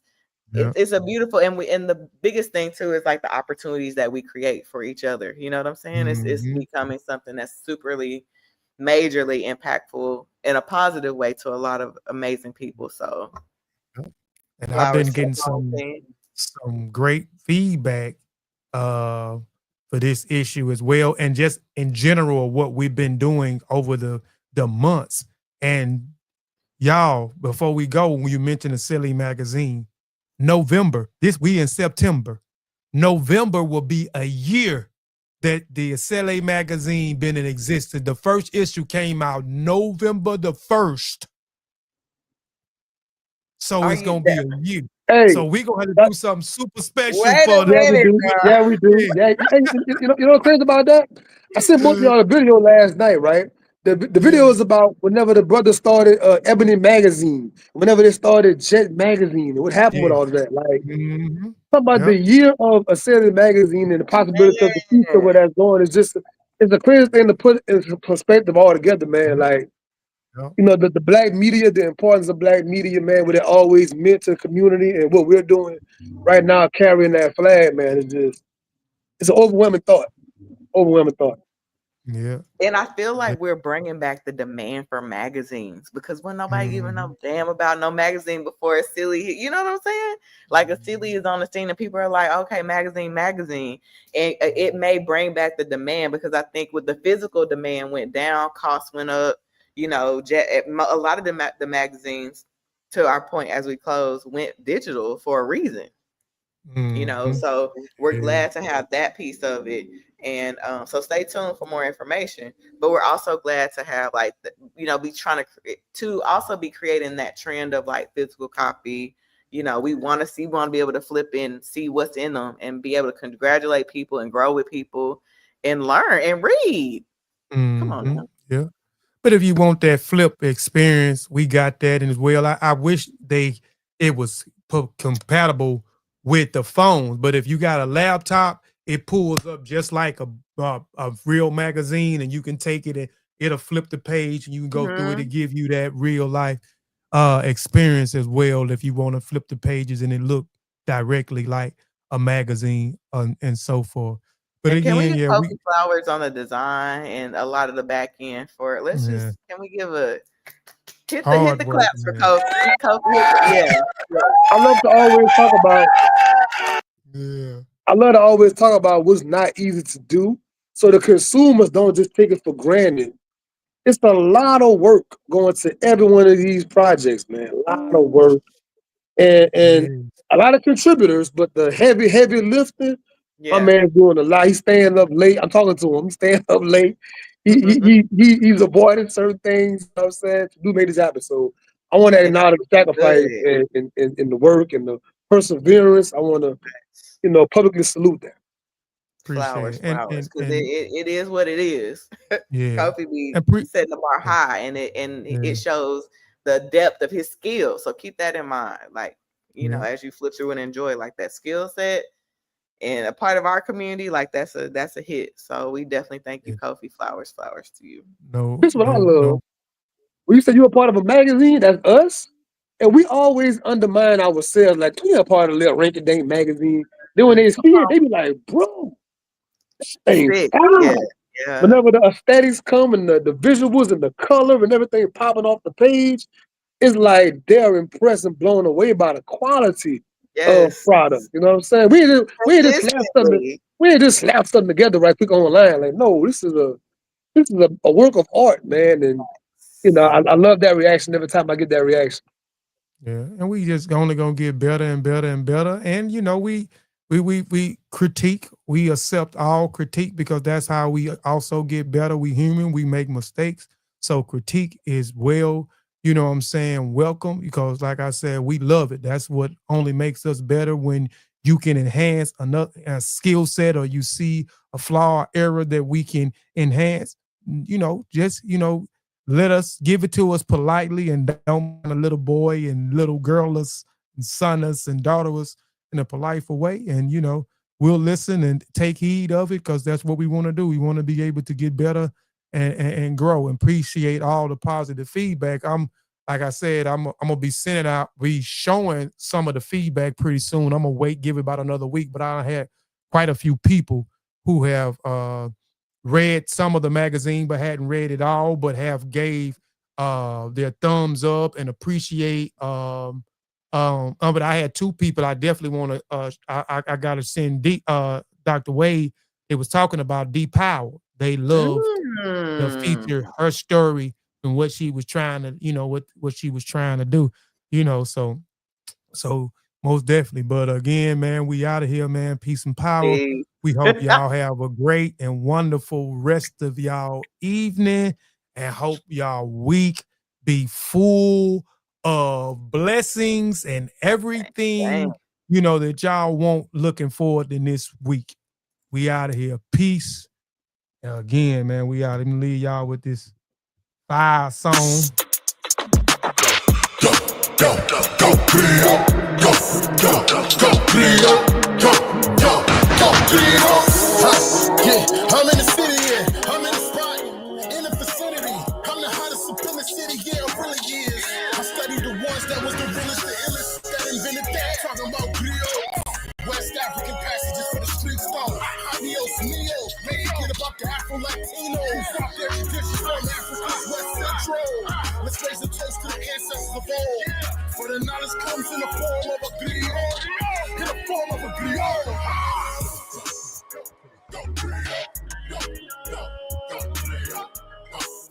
I always get lit. Super lit.